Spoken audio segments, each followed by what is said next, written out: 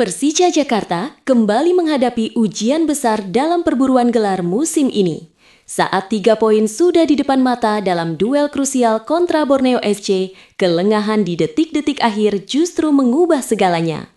Hasil imbang 2-2 bukan sekedar kehilangan angka, tetapi juga pukulan bagi momentum Macan Kemayoran di tengah ketatnya persaingan dengan Persib Bandung di puncak klasemen.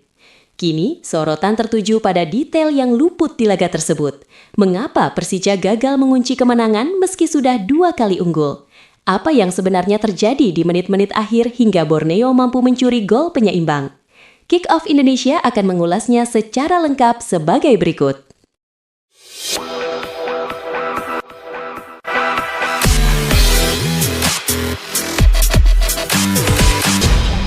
Persija Jakarta harus puas berbagi angka setelah bermain imbang 2-2 melawan Borneo FC pada pekan ke-24 BRI Super League di Jakarta International Stadium. Macan Kemayoran sejatinya sudah 2 kali unggul, namun kemenangan yang di depan mata buyar akibat gol dramatis pada menit 90+4. Babak pertama berjalan dalam tensi tinggi dengan Persija tampil dominan. Sejumlah peluang emas tercipta melalui Maxwell Sousa dan Alano Lima, tetapi penyelesaian akhir belum maksimal. Borneo FC relatif tertekan dan tak banyak menciptakan ancaman berarti hingga turun minum. Memasuki babak kedua, Persija langsung tancap gas. Gustavo Almeida membuka keunggulan pada menit ke-47 memanfaatkan situasi serangan cepat. Namun keunggulan itu tak bertahan lama setelah Juan Villa menyamakan skor pada menit ke-62 lewat sepakan keras yang gagal diantisipasi Andri Tani. Persija kembali memimpin pada menit ke-75 melalui tendangan jarak jauh Fabio Calegoni yang menghujam gawang lawan. Ketika kemenangan sudah di depan mata, kelengahan di menit akhir menjadi petaka. Berawal dari situasi umpan silang yang tak terpotong sempurna, bola liar disambar Iksan Nulzikrak untuk mengubah skor menjadi 2-2 di masa injury time. Hasil ini membuat Persija mengoleksi 51 poin dan tetap berada di peringkat kedua, tertinggal dari Persib Bandung di puncak klasemen. Usai laga, pelatih Mauricio Sousa menilai timnya seharusnya bisa mengunci kemenangan sejak babak pertama. Ia menyoroti banyaknya peluang yang terbuang, serta menilai timnya kehilangan fokus setelah mencetak gol.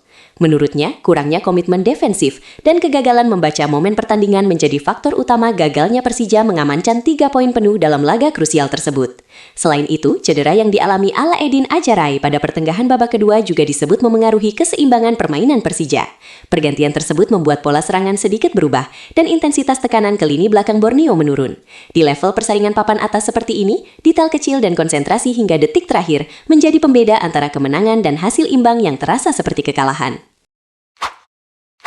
Rizky Ridho tak bisa menyembunyikan kekecewaannya setelah Persija Jakarta gagal mengamankan kemenangan saat ditahan 2-2 oleh Borneo FC di Jakarta International Stadium. Gol penyeimbang di menit 90+4 membuat Macan Kemayoran kehilangan 2 poin penting di hadapan Jakmania. Menurut Ridho, hasil tersebut sangat disayangkan karena tim sudah berupaya maksimal untuk memangkas jarak dari puncak klasemen BRI Super League 2025-2026. Ia menegaskan bahwa target juara masih menjadi fokus utama meski situasi persaingan semakin ketat.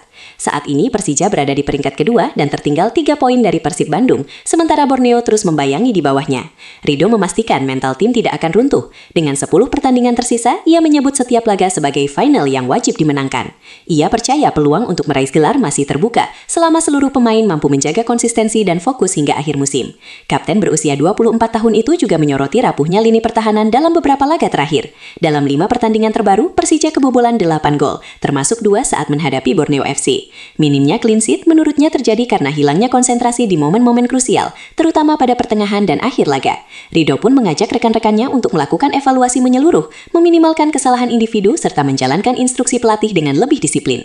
Baginya, detail kecil di lini belakang bisa menjadi pembeda antara kemenangan dan hasil imbang yang merugikan dalam perburuan gelar musim ini. Ia juga menekankan pentingnya dukungan supporter di sisa musim yang semakin menentukan. Bermain di kandang harusnya menjadi kekuatan tambahan bagi Persija, bukan tekanan. Ridho berharap tim bisa membayar kepercayaan Jakmania dengan performa yang lebih solid dan kemenangan konsisten demi menjaga asa juara tetap menyala hingga pekan terakhir. Persija Jakarta menghadapi situasi sulit jelang duel kontra Dewa United pada 15 Maret mendatang di lanjutan BRI Super League 2025-2026. Pelatih Mauricio Sousa dipusingkan dengan potensi absennya sejumlah pilar utama di tengah ketatnya persaingan papan atas klasemen. Masalah ini muncul usai Persija ditahan imbang 2-2 oleh Borneo FC di Jakarta International Stadium.